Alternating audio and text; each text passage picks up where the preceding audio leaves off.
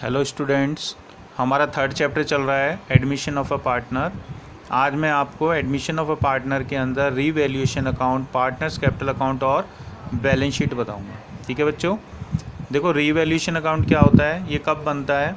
जब नया partner firm के अंदर आता है तो वो ये देखता है कि जिस फर्म को मैं ज्वाइन करने जा रहा हूँ वो उस फर्म की जो बैलेंस शीट है वो बैलेंस शीट कितनी ऑथेंटिक है। वो उसको चेक करता है कि उसके अंदर जितने भी एसेट्स और लायबिलिटी दिखा रखी हैं वो रियल वैल्यू पे हैं या नहीं है, कहीं उसके साथ चीटिंग तो नहीं हो रही है। तो वो एसेट्स और लायबिलिटी का दोबारा से वैल्यूएशन करता है, अगेन वैल्यूएशन करता है, तो उसको क्या बोलते हैं हम? Revaluation account. तो इसमें रीवैल्यूएशन बनेगा, नया पार्टनर आ रहा है, अपनी कैपिटल ला रहा है, गुडविल ला रहा है, ठीक है, तो पूरा जो उसका लेन देन है वो भी चेंज हो जाएगा, कैपिटल अकाउंट में चेंजेस आ जाएंगे और बैलेंस शीट रिवाइज होके बनेगी हमारी। तो revaluation account, partners capital account और बैलेंस शीट बनाएंगे। जब हम रिवैल्यूएशन अकाउंट बनाएंगे तो हमें पुरानी बैलेंस शीट दे रखी होगी, ओल्ड बैलेंस शीट गिवन होगी। इसके अंदर creditors, BP, P and L, reserves, capital A और बी की। एसेट्स के अंदर cash in hand, land and building, plant and machine, stock, debtor, P and L, advertisement, suspense, goodwill और कैपिटल। उसके बाद नीचे एडजस्टमेंट दे रखी होगी आपको, assets and liability revalued values given. Assets और लायबिलिटी की रिवैल्यूड वैल्यू दे रखी होगी। Unrecorded assets and unrecorded liability are given. Unrecorded assets और अनरिकॉर्डेड लायबिलिटी भी आपको गिवन होगी। Any partner taken any assets, कोई पार्टनर किसी एसेट्स को ले जा रहा है। Admit new partner C, bring goodwill and capital, उन्होंने सी को एडमिट किया है, वो गुडविल और कैपिटल लेकर आ रहे हैं। प्रिपेयर रिवैल्यूएशन अकाउंट और पार्टनर्स कैपिटल अकाउंट और बैलेंस शीट, ये बनानी है आपने। ठीक है बच्चों, तो देखो एसेट्स और लायबिलिटी की रिवैल्यूड वैल्यू दे रखी है, जिसकी रिवैल्यूड वैल्यू दे रखी है उसी को ही शो करना है हमने। ठीक है, तो सबसे पहले हम बनाएंगे क्या? रिवैल्यूएशन अकाउंट बना लो। रिवैल्यूएशन अकाउंट का जो नेचर होता है, रिवैल्यूएशन अकाउंट का जो नेचर होता है नॉमिनल नेचर होता है। नॉमिनल नेचर होता है इसका। नॉमिनल अकाउंट क्या आता है? Debit all expenses and losses, credit all incomes and gains. ठीक है, तो डेबिट साइड में टू डिक्रीज़ इन एसेट्स, अगर हमारी एसेट्स कम हो रही है तो मतलब लॉस हो रहा है, तो कहाँ दिखाएंगे हम? Debit side. For example land हमारी 1 लाख थी, अब 70,000 होगी, तो कितने से डिक्रीज़ होगी? 30,000, तो कितना शो करेंगे? 30। टू इंक्रीज़ इन लायबिलिटी, अगर हमारी लायबिलिटी इंक्रीज़ हो रही है तो ये हमारी लॉस है। मान लो हमारे क्रेडिटर 10,000 के हैं, अब हमें 12,000 रुपये पे करने पड़ेंगे, तो 2,000 एक्स्ट्रा पे करने पड़ रहे हैं, तो वो एक्स्ट्रा हमारे लिए क्या हो गया? लॉस। तो कितना शो करेंगे यहाँ पे? 2,000, टू अनरिकॉर्डेड लायबिलिटी। ऐसे ही कोई आउटस्टैंडिंग बिल है, ठीक है, जो हमें हाईलाइट करना रह गया लेकिन अब हमें मिल गया है तो अब पे करना पड़ेगा। कोई इलेक्ट्रिसिटी बिल है, ठीक है, तो उसे बोलते हैं अनरिकॉर्डेड लायबिलिटी, तो टोटली उसे पे करना है, तो ये हमारे लिए क्या है? हमारे लिए एक्सपेंस है, हमारे लिए लायबिलिटी है, ठीक है, खर्चा है हमारे लिए, तो डेबिट में आएगा ये। इसका अपोजिट यहाँ आ जाएगा बाय इंक्रीज़ इन एसेट्स।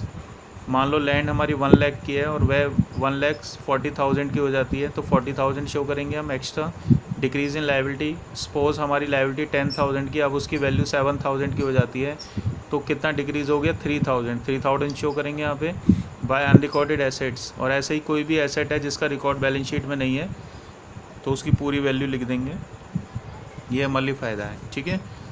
तो रिवैल्यूएशन अकाउंट में जितने से फ़ायदा हुआ है, जितने से घाटा हुआ है, उतना अमाउंट दिखाएंगे। जितने से फ़ायदा हुआ है, जितने से घाटा हुआ उतना अमाउंट। बैलेंस निकाल लो, यहाँ बचेगा प्रॉफिट, यहाँ बचेगा लॉस। प्रॉफिट और लॉस किस में डिस्ट्रीब्यूट करना है? Old partners only. इसमें जो भी हमने डिस्ट्रीब्यूट करना है प्रॉफिट एंड लॉस, किस में डिस्ट्रीब्यूट करना है? Only old partners. न्यू को हमने कुछ भी नहीं देना है, पार्टनर्स कैपिटल अकाउंट बना लो। पार्टनर्स कैपिटल अकाउंट बनाओगे तो सबसे पहले आपको जो ओल्ड बैलेंस शीट है वहाँ से आइटम पिक करने पड़ेंगे आपको। लेफ़्ट वाले आइटम राइट में और राइट वाले लेफ़्ट में, ठीक है। तो देखो ज़रा, इसके अंदर क्या क्या लेना है हमने? एक तो कैपिटल लेनी है हमने, कहाँ पे है हमारी? Left side. कहाँ चली जाएगी? हमारे राइट हैंड साइड पे। रिज़र्व लेने कहाँ है हमारी? Left side. कहाँ चलेंगे? हमारे राइट हैंड साइड पे। P&L लेना है, कहाँ है, लेफ्ट है, कहाँ चला जाएगा हमारा, राइट हैंड साइड पे। क्रेडिटर BP, ये लाइबिलिटी को नहीं लेते हम, P&L रिजर्व और कैपिटल लेते हैं। ऐसे ही यहाँ पे कैपिटल आपकी राइट साइड पे कहाँ चले जाएगी, लेफ़्ट साइड पे। गुडविल दे रखी है पुरानी, इसको राइट ऑफ कर देंगे हम। राइट पे कहाँ चली जाएगी, लेफ़्ट में। एडवर्टाइजमेंट सस्पेंस है, कहाँ पे है, राइट में, कहाँ चला जाएगा, लेफ़्ट में। P&L अकाउंट है, कहाँ पे, राइट में, कहाँ चला जाएगा, लेफ़्ट में। बाकी के एसेट्स दे रखे हैं, एसेट्स हमारे कैपिटल अकाउंट में नहीं आती है। क्लियर बच्चों? तो देखो, by balance brought down, capital आ गई आपकी। बाय P&L, जितनी भी आइटम डिस्ट्रीब्यूट होंगी वो ओल्ड पार्टनर्स में डिस्ट्रीब्यूट होंगे, नए को हमने कुछ भी नहीं देना, ध्यान रखना। बाय P&L AB में डिस्ट्रीब्यूट कर दो, बाय रिजर्व फंड AB में डिस्ट्रीब्यूट कर दो, ठीक है। और जो राइट हैंड वाली आइटम है, to balance brought down capital, right side P&L पड़ा है, to P&L, right side advertisement suspense है, लेफ्ट साइड आ जाएगा टू गुडविल जो रिटर्न ऑफ होती है आपकी, ठीक है। तो ये हमारी बैलेंस शीट से आ गई सारी आइटम। उसके बाद हम रिवैल्यूएशन अकाउंट से लेते हैं आइटम। रिवैल्यूएशन अकाउंट से ओनली प्रॉफिट और लॉस लेना है। ये प्रॉफिट आ गया, लेफ्ट साइड है, कहाँ जाएगा इसके, right side, by revaluation profit A और बी में डिस्ट्रीब्यूट करना है और ओल्ड रेशियो में। नए पार्टनर को हमने कुछ भी नहीं देना है। यहाँ लॉस आ गया तो इस तरफ राइट साइड हमारे लेफ्ट में आ जाएगा टू रिवैल्यूएशन लॉस। क्लियर? उसके बाद देखो अगर कोई पार्टनर, अगर न्यू पार्टनर एडमिट किया है तो अपनी कैपिटल ला रहा है तो उसको क्रेडिट साइड में शो करते हैं, लाता है तो क्रेडिट साइड में, ले जाता है तो डेबिट साइड में। तो बाय बैंक अपनी कैपिटल लेकर आ रहा है, कैपिटल लिख दिया। गुडविल ला रहा है वो, by premium for goodwill, old partner में डिस्ट्रीब्यूट कर देंगे, किस रेशियो में, सेक्रीफाइस में। अगर वो गुडविल नहीं ला रहा तो उसके करंट अकाउंट के नाम से डिस्ट्रीब्यूट करेंगे, बाय सीज करंट अकाउंट, किस रेशियो में, सेक्रीफाइस। ला रहा है तो प्रीमियम फॉर गुडविल, नहीं ला रहा है तो सीज करंट अकाउंट के नाम से। क्लियर बच्चे? अगर उसने गुडविल को विड्रॉ कर लिया है तो डेबिट साइड में आ जाएगा टू बैंक गुडविल विड्रॉ, किस रेशियो में, सेक्रीफाइस। अगर उन्होंने गुडविल को निकाल लिया है तो डेबिट साइड में आ जाएगा टू बैंक गुडविल विड्रॉन, ठीक है। और यहाँ पे मैंने एक चीज़ लिखा, टू एसेट्स टेकन ओवर। अगर मान लो किसी पार्टनर को कोई एसेट पसंद आ रही है तो वो उस एसेट को लेके जा रहा है, तो उस एसेट का नाम लिख दो। अगर ए ले जा रहा है तो ए के कॉलम में लिख दो, बी ले जा रहा है तो बी के कॉलम में। बस आप टोटल कर दो, इसका टोटल करोगे, डेबिट में बचेगा टू बैलेंस CD, क्रेडिट में बचेगा तो बाय बैलेंस CD। मैंने यहाँ पे एक नोट लिखा है, all reserves end fund taken in partners capital account. हमने पार्टनर्स कैपिटल अकाउंट में सारे रिजर्व फंड ले लेने हैं जितने भी हैं, दिख रहा है, एक्सेप्ट दीज, पर इनको मत लेना, एम्प्लॉयज़ प्रोविडेंट फंड और employees saving fund.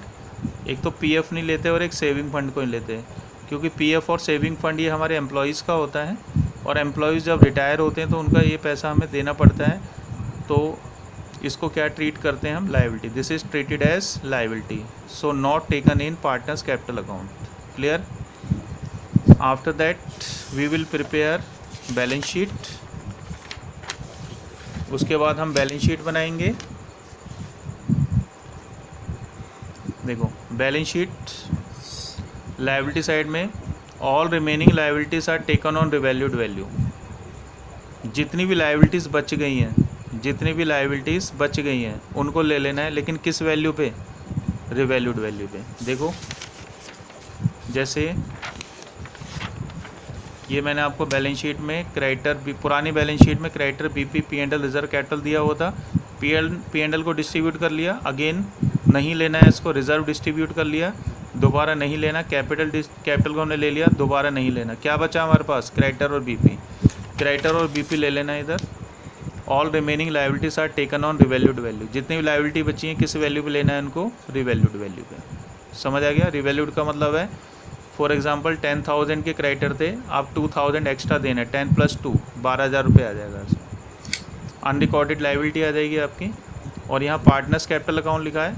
Partners capital account जो हमने बनाया था अभी, पार्टनर्स कैपिटल अकाउंट जो हमने बनाया था, यहाँ कैपिटल अकाउंट में ये बैलेंस बचा है, इस बैलेंस को हमने उस तरफ लेना है, पार्टनर्स कैपिटल अकाउंट। क्लियर? अब एसेट साइड में आ जाओ।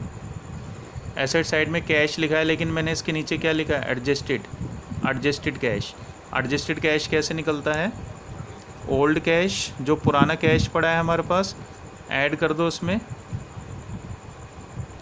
प्रीमियम फॉर गुडविल जो लेकर आया है वो ऐड कर दो, कैपिटल जो लेकर आया है माइनस कर दो गुडविल विड्रॉन, गुडविल विड्रॉन, और प्लस कर दो एनी कैश रिसीव्ड, अगर कोई कैश और आ रहा है तो इन सबको ऐड कर दो, जो आएगा वो क्या आ जाएगा आपके पास, एडजस्टेड कैश, वो सारा एडजस्टेड कैश आ जाएगा। तो यहाँ लिख लेना।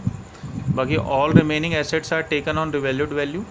ऐसे ही एसेट साइड में कैपिटल को डिस्ट्रीब्यूट कर लिया था, गुडविल को, एडवर्टाइजमेंट, सस्पेंस, P&L को। बाकी की जो एसेट्स रह गई हैं उनको किस वैल्यू पे लेना है आपने, रिवैल्यूड वैल्यू पे लेना है। कम होगी तो कम करके, ज़्यादा हो गई तो ज़्यादा।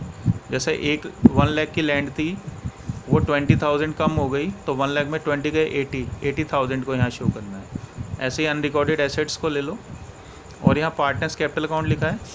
अगर पार्टनर्स कैपिटल अकाउंट का जो बैलेंस है कैपिटल अकाउंट के राइट साइड बचता है तो हमने राइट साइड ही लेना है इसके, और लेफ़्ट साइड बचता है तो उसके लेफ़्ट साइड में लेना है। क्लियर? बस ये बैलेंस शीट बन गई है आपकी। Balance sheet should be equal, balance sheet equal आएगी आपकी। क्लियर बच्चे? बाकी नेक्स्ट वीडियो में मैं आपको इसका सॉल्यूशन एक एग्जांपल लेके बताऊंगा। Thank you very much.